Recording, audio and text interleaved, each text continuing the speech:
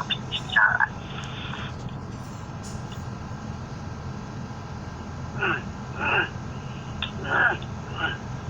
明德班，接下来呢，第四个是以人交友，多结善缘，多行善，为人就会现。那其实呢，我们交朋友不要抱着贪图他人利益的心态，其实我们要抱着结缘的心态，其实我们这样才能交到好朋友。因为其实你想要别人怎样对待你，那你就必须要就必须要先怎么样对待人。就像刚刚说过的，我用我的真心去对待每一个人，那其实我会得到的就是别人真心的对待我。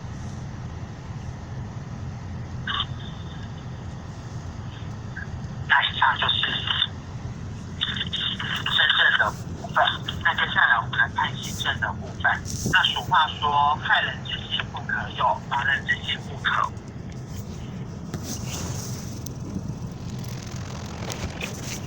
这句话很浅显易懂。那其实呢，我觉得呢，人要防备的其实是要防备自己的心底有没有善良。对，这个是非常重要的。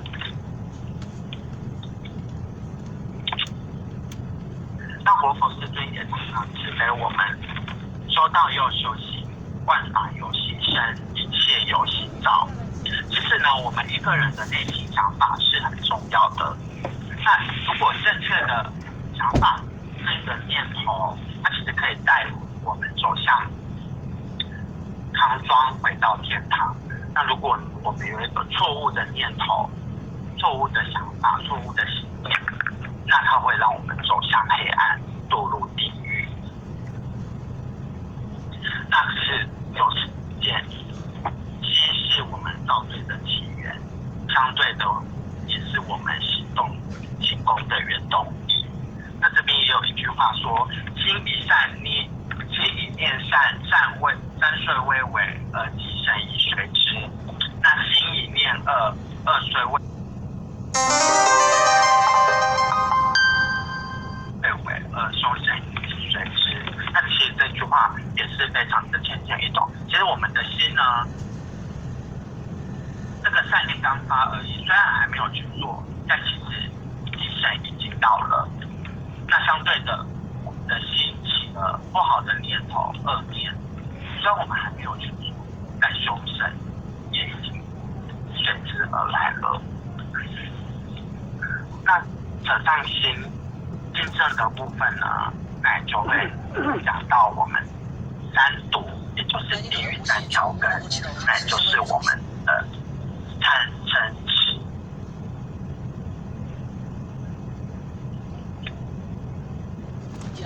那贪的部分呢，相当于从成都到杭州，阿勒泰到和田，相当于就是不贪心，不贪取非物质、钱财物品，那就是不贪莲、贪果位，不贪道场名分。那这边呢，或许要分享一个故事，就是有一天啊，世界轮转王对着甲乙两个小鬼说：“你们两个投胎做人的时间到了，你们要转身哪种，得由你们去选择跟商量吧。”那一个小鬼是经常拿东西给别人的，另外一个呢是经常可以从别人那边获得东西的。这里能去选择跟善良。那小鬼甲呢，就是一个好自心体的人。那冥王刚讲完，就赶快跪下求大王说：“大王做主啊，我要去那个常常可以从别人那边得到东西的人，因为这是我梦寐以求的事啊。”小鬼看到了，当然是十分生气，但他还是不顾于静候冥王的安排。这个时候呢，冥王看到小鬼甲的沾沾自喜，大声一笑，赞叹因果报应的无常，大声叹道：“小鬼甲投胎到人间做乞丐，可以随时向人乞讨东西；小鬼乙投投胎到富贵人家，可以时常周济别人，宣判支持压轴，顿时间两个小贵愕然相对无言。所以由此可见，其实贪心的人呢是不会有好的回报的。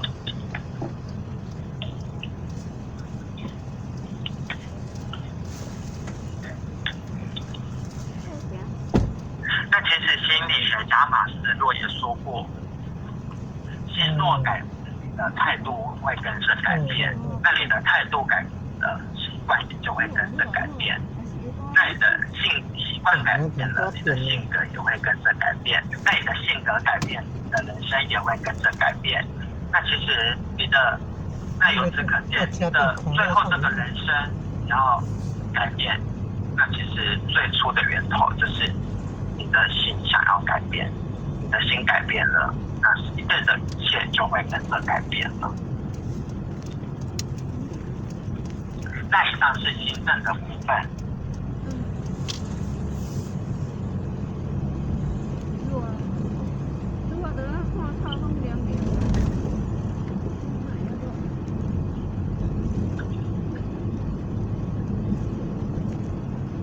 那接下来是验证的部分。日常生活中，则是谨言慎行，不妄语，不绮语，不恶口，不两舌，这是修道者最基本的地狱之一，只是一个标准现代人的必修课程。大家有听过一句话吗？就是一言兴邦，一言伤邦。其实呢，这句话的意思也就是说，有一句话就可以兴国，但是也因为一句话就会亡。那其实你看，我们的一句话影响力就真的多大。其实看似简单的一句话，其实它的作用力很强的，它也是可以使人振作，但也可能因无心的一句话而可能使别人受伤。那其实说话真的是非常重要的。我们说话的时候，我们是必须要看时机、对象、场合、地点啊、方式、分寸等等的。其实我们也不可以说想说什么就说什么，我们是必须要经过思考过后才去讲出对的话。那其实讲的话就像泼出去的水一样，覆水难收。我们看似对我们觉得没什么啊，这句话又没什么，但有时候其实对别人就像一巴掌一顿。其实说话说不好的话，也会伤人伤己啊。那这边跟大家分享一下世界上最有正能量的语言。那其实你学会说话，就会给人家温暖，给人家鼓励、赞美、信心、方便、期望、智慧。那这边稍微大家看一下，是谦虚的人格的言语是谢谢。那提高存在感的语言呢，就是你最棒。那我们要召唤和解跟和平的语言是我错了。控制对方发火的语言，对不起。那我们要让对方抬头挺胸、挺起胸膛的语言做得好，让对方自己的心情好起来。就是说，你今天真帅，今天真美，不能带来更好的结果呢？你的想法如何？使人温馨安慰的语言，有没有需要帮忙的？然后让对方自信涌现的语言怎么想出来的呢？使对方热情涌现的语言，一定只不是个数字而已。可以让人带来2倍能量的语言，相信你。然后鼓起勇气的语言，你可以的。比附身符更有用的语言，为你祈祷。比忠告更有效果的语言呢，每一次不会一帆风顺。不用钱能引起好感的，跟你在一起的感觉真好，鼓励自律。未来前程的，跟为你骄傲，充重新开始鼓起勇气的语言是没关系，一切都会好起来的。给亲爱的人给予关爱的语言，你是我的唯一。那能抚慰给对方感到与众不同的语言，就是果然也是不一样的。能抚慰对方疲倦的心情的语言，这些天就辛苦了。其实呢，给别人很好的语言，虽然别人也会感到开心快乐，其实我们也可以感染到这一股好的能量。那先锋也有说过，说话总是一片恭喜，以以为句，那一出口就多说好话，善解人意，多引点先锋情绪。那其实如果出口只说好话呢，其实别人才会想要听我们说话。那以上就是验证的部分。那接下来是行政。那古人说过，读万卷书不如行万里路，坐而言不如立而行。那这古圣的意思，也就是要我们知行合一，一致即行。那恩师要我们正反并进，内外兼修，脚踏实地的去做。那其实要学，我们就要学得像；那我们要行，就要行得正。那遵守三纲五常、四维八德是人伦常道。那其实我们说到人的想法观念是非常坦荡、光明磊落的。合道德不怨天尤人，慢待尊长，不借人，不借善财，不借善钱财，不设计害人。那我们不交易，不荒淫，不偷盗，那忘用功德金。那三纲的部分呢，也就是君为臣纲，夫为妻纲，父为子纲。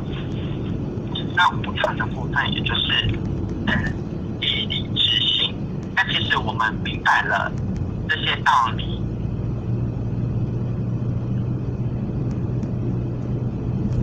那我们身为白羊修道的一份子呢，其实我们就可以率先的做出后学以及众人的好榜样。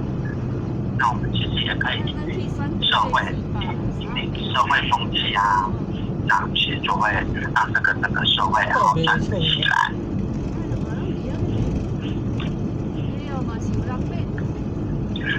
那四维呢，也就是我们的礼义言事。那八德的部分，也就是信义忠信。那其实呢，我们这些道理指的是什么呢？也就是凡事要一切以良心去做，那才能克己复礼为人。个人的处事标准合理合义，且行为正当，合乎正道，有节有礼。那其实凡事堂堂正正的，且不盲从，只取舍。那这边呢，或许再分享一个故事。那就是唐朝有一位大诗人叫白乐天，他相识了鸟巢禅师，两人的感情很好。但有一天，白乐天向鸟巢禅师请教说，如何是道呢？禅师认真答道：诸恶莫作，众善奉行。大诗人已经觉得道理太过于平凡浅薄，于是就轻慢道：3岁小儿得道。那鸟巢禅师立刻回答说：3岁小儿得道，80老翁行不得。顿时白乐天知道自己的轻率，冒了一身冷汗，黯然而退。那其实这也就是说，赚的条路表面上看起来是非常简单，连8、9岁的小孩也都懂，但其实呢，其实践的人那就真的不多了。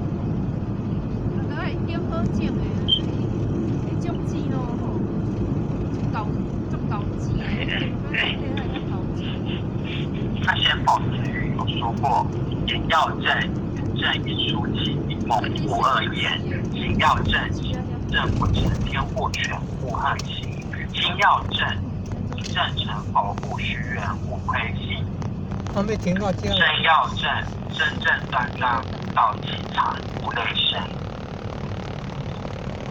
那你怎么弄啊？他的这就是要人很少啊。那纯好气话呢？其实我们自然天天都开心。那说好话，人人爱听讲话，做好事，为人为人立公事。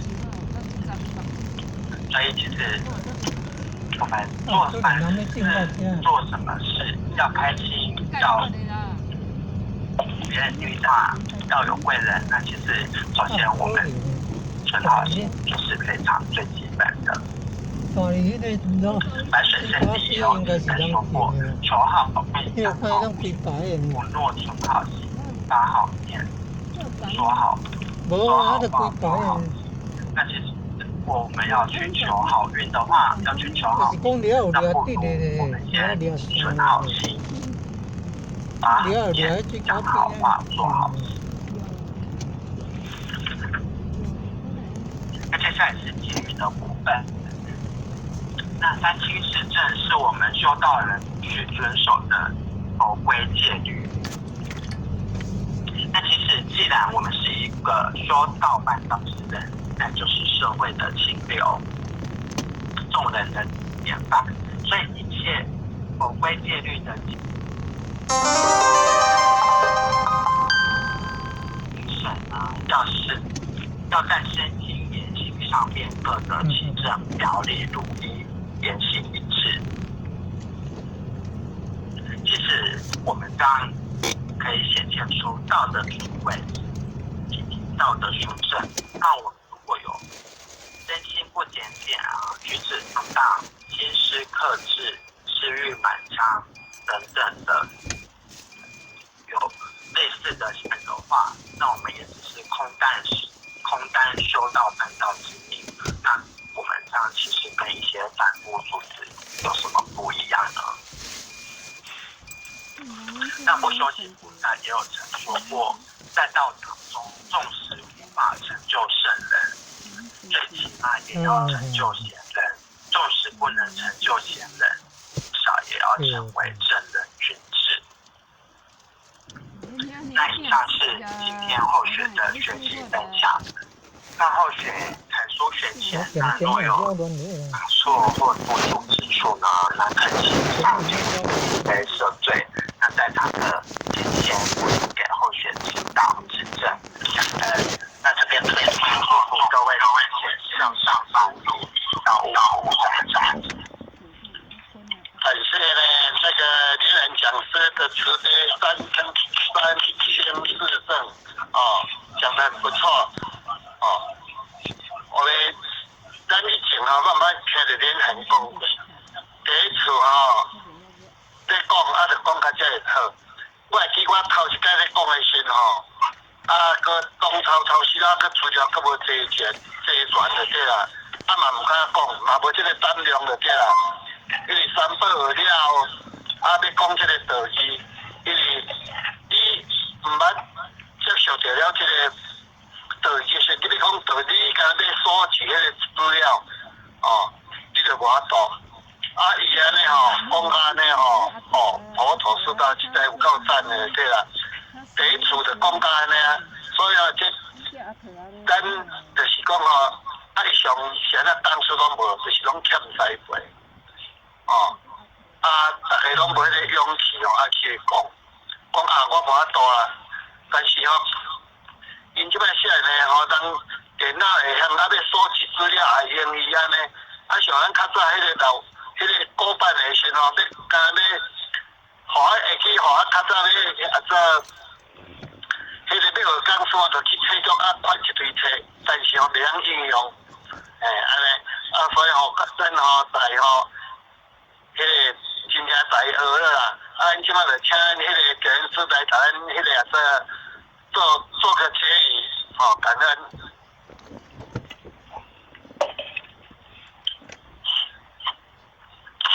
咱这个曾经理领任副领任还有组长在座各位前贤大德大家晚安啦伫遮先感谢咱连任讲师今仔日呢伫遮来甲咱主题来甲咱讲解这个三清四正当然对于了解这个三清四正来讲起来因为咱今仔日伫这个道场上呢我们今天在这个道场上，无非就是修身养性嘛，那如何在这个修身养性？那当然也是借着一些真理慢慢的能够去体会，然后用在自己的身心那我们的身心呢，能够圆满，自然我们的灵性呢。它就会流露出它本来的这一种光明就会达到那个圆佛陀光灼灼。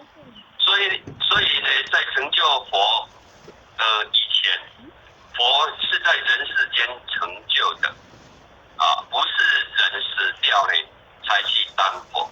因为你在人世间你没有成就佛的条件，那你又如何被上天显上？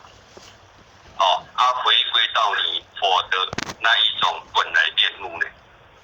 那当然在那个六祖坛经跟我们讲菩提自性本自清净，但用此心直了成佛。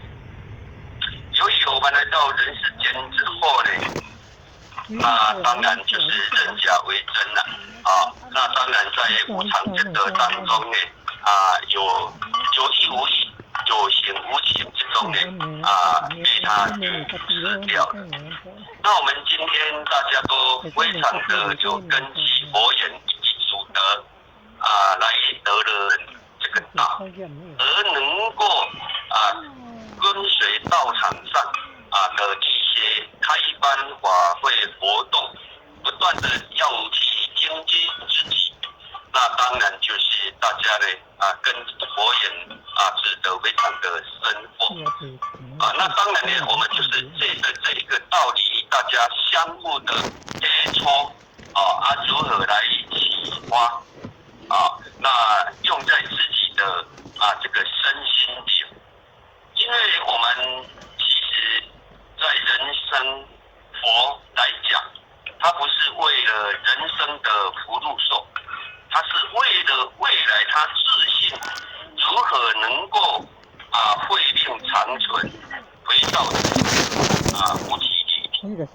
那我们如果人生只求这一种福报有一句话仙佛说修福不修慧，福中也造罪；修慧不修福，慧中也浮屠所以我们一方面能够渡人帮助到呢能够得了这种福报，那一方面呢，针对我们的身心灵如何来改变？那不外的就是我们要起脾气，改毛病那虽然得到了顿悟的法门，但我们也要借着神秀大师的这一种渐修的方法因为在早期是先修后得，那我们今天是先得后修，所以说得到顿悟法门，为什么要渐渐的修持？那当然就像或许啦，或许知道有脾气毛病不好那当然不好的当下又不能一下子就把它改掉，所以说呢，必须不断的有一些像今天的课程呢或许也能够更体悟的很多有一句话能够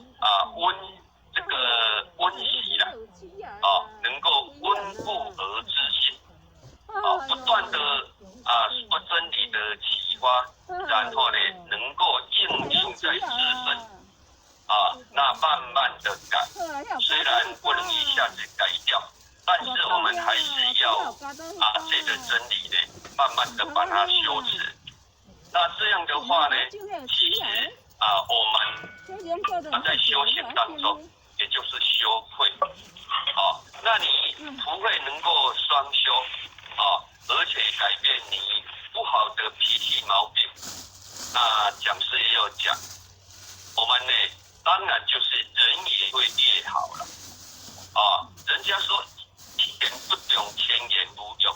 如果你话多，话多不如话好，话多不如话少，话少不如话好，那到最后不如刚刚好。那个重点是很重要的。如果说你讲话没有重点的话，人家呢就是不想听了，那你的人也不好，或是我们的脾气毛病很多，当然呢，人家就会离开了我们，也不想跟我们来交一个朋友，那我们的人脸就会不好。所以呢，我们这个修道也能够改变命运，它是真实的。那如果修道不能改变命运，也是自己的问题，不是道的问题。所以呢，当我们了解到道理以后呢，那我们当然就是要心性用功夫了。如何在我们的身心当中呢，来下这个功夫？那下功夫，也就是借着我们平常遭遇到的人事物，有逆境，也有顺境。当顺境的时候呢，我们就是感恩。我们就是感恩。这也是我们在过去所造下的善因缘，所以遇到了这一个顺境。那当然，来到人世间的知佛菩萨所说的是一个苦海，难免呢会有每个人的因缘不一样。那当然有的时候呢会遇到的逆境、困境，受到委屈，那种种让你身心煎熬的事情。那当然也要借着这种逆境来磨练你，你的身心，让你能够容易生气，容易发脾气，而慢慢借境练心，借事练心，借人练心，来磨灭你心中那一种起伏不定，那一种对对错错、好好坏坏、善善恶恶、起起落落的心。如何呢？能够恢复到那一种的平静。所以我们不能没有借境练心，没有借境练心，我们真的也不知道我们的意境到哪个地方。当然没有遇到好的坏的，都感觉说，哎呀，自己还修得不错，你看都不会发脾气，也不会共高自大，也不会武慢，那当然你没有遇到事情，你自认为说修得挺好，问题就是当你遇到事情的时候呢，你都能